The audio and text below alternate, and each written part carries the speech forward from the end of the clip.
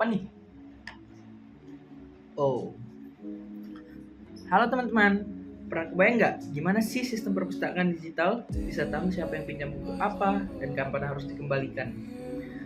Nah, untuk menjawab pertanyaan itu, sebenarnya jawabannya ada di ERD atau Entity Relationship Diagram. Diagram ini adalah cetak biru atau blueprint untuk database. Nah, kali ini saya akan mengajarkan kalian bagaimana kita membuat ERD perpustakaan yang super sederhana, cuma pakai 3 entitas. Penasaran kan? Cek aja langsung videonya. Let's go. Oke teman-teman, kita akan lanjut ke segmen kedua, yaitu menemukan hubungan atau relasi. Nah, sebelum itu kita akan membuat diagramnya dulu ya. Ini ada entitas. Nah, saya pakai entitas ini, itu anggota. Nah, ini adalah entitas pertama. Entitas pertama ini adalah entitas untuk orang-orang yang ingin meminjam buku. Nah, data yang kita simpan itu atau atributnya bisa kita buat menjadi kayak misalnya ID anggota. Nah, terus setelah itu ada nama anggota, ya kan? Di situ kita bisa buat kayak setelah nama anggota apalagi ya, alamat. Nah, setelah alamat kita bisa buat misalnya nomor HP, handphone. Nah, ini kita akan hubungkan dulu menggunakan untitled relationship. Setelah itu kita buat gini. Setelah itu kita buat ini lagi. Ini juga.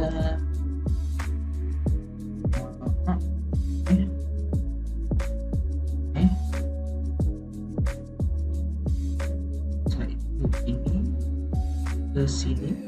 Setelah itu buat ini. Nah, primary key. Nah, untuk anggota kita bisa buat primary key itu adalah ID anggota ya. Kita akan buat nih ID anggota itu sebagai primary key dari identitas anggota. Teteng, ya kan? Nah, setelah itu ini adalah entitas. Setelah itu kita akan lanjut ke entitas lainnya. Nah, di sini ada buku. Nah, buku. Oh, salah teman-teman. Ini buku. Di buku ada atribut seperti ISBN. Nah, ISBN ini kita bisa gunakan sebagai primary key dari si buku, si entitas buku tadi. Oke.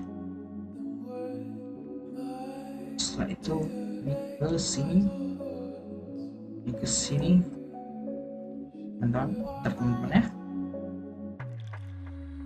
Nah, itu dia. Setelah itu kita akan membuat ini ke anggota. Alright. Nah, setelah ISBN nih teman-teman di buku, entitas buku. Apalagi ya kira-kira? Ya, judul. Ada judul. Kita buat judul, teman-teman. Judul. Nah, setelah judul ada apa lagi sih? Setelah judul, kalau kita pikir ada apa lagi ya setelah judul? Tentu saja ada penulis. Tentu saja ada penerbit. Dan setelah penerbit kita bisa kasih stok buku.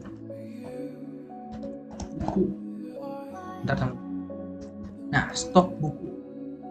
Setelah itu kita membuat garis hubungnya, yaitu untitled relationship. Nah,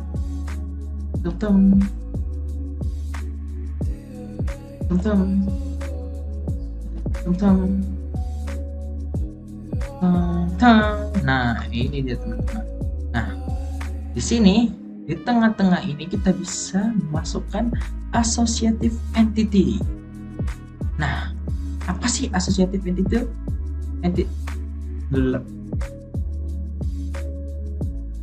Nah, setelah teman-teman sudah siap nih, ada entity, anggota, ada entity buku, ada atributnya juga, ada atribut juga, primary key-nya sudah ada. Nah, untuk menyambungkan kedua ini, saya akan membuat associative entity, teman-teman. Nah, associative entity ini berfungsi sebagai entitas dan juga asosiatif, atau bisa dia menjadi sebuah entitas dan juga sebuah relasi untuk mengkorealisasikan kedua entitas. Nah, saya akan membuat one to many untuk entitas ini. Terus itu juga dengan yang lainnya, dengan satunya lagi.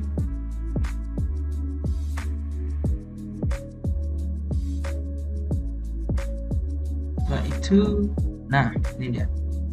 Oke. Nah, setelah kita membuat ini, relasi ini, garis relasi ini atau konektor ini ya. Nah, pastikan teman-teman memilih ini, one optional to many optional. Nah, ini dilambangkan sebagai satu garis ini gini di anggota, artinya anggota itu satu bisa meminjam banyak buku. Itu juga dengan buku bisa dipinjamkan ke banyak anggota. Nah, gitu tuh, satu buku untuk banyak anggota.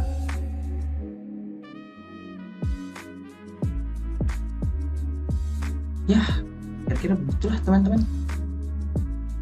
Setelah itu, di associative entity ini kita akan memasukkan atribut-atribut.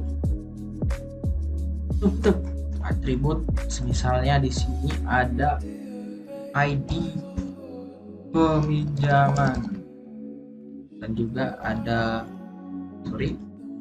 ada tanggal peminjaman.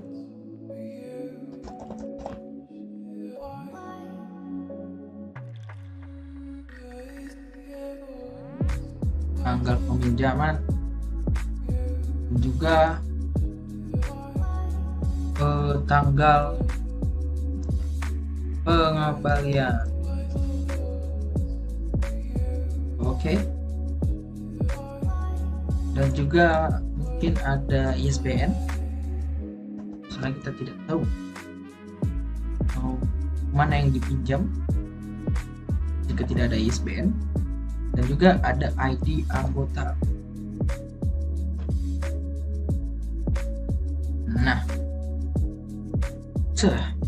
ini semua berhubungan ke sini, karena ini adalah semua ini 5 ini adalah atribut dari associate entity.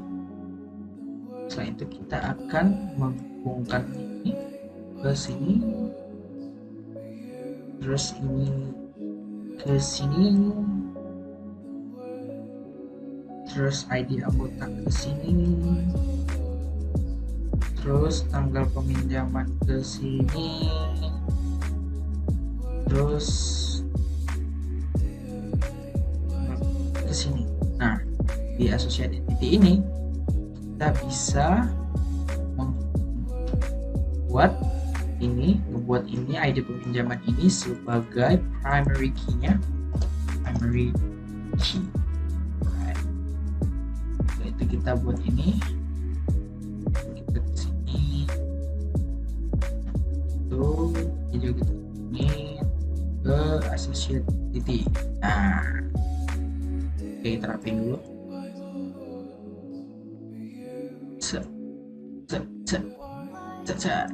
Alright.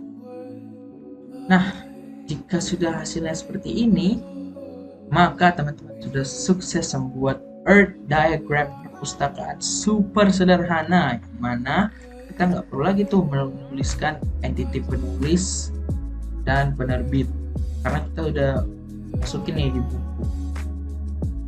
Nah, kira-kira beginilah teman-teman Earth itu, dan ini itu semuanya terhubung anggota. Satu anggota bisa meminjam banyak buku, dan satu buku bisa dipinjamkan ke anggota. Nah, kira-kira begitulah teman-teman video singkat dari saya. Jika teman-teman terhibur, maka teman-teman bisa like video ini dan share video ini. Semoga video ini bisa membantu teman-teman untuk keseharian teman-teman, untuk bagaimana nih Earth ini bekerja atau sebagainya, atau bisa membuat teman-teman sekalian paham lebih jauh tentang Earth. Dan sekian videonya, sampai jumpa.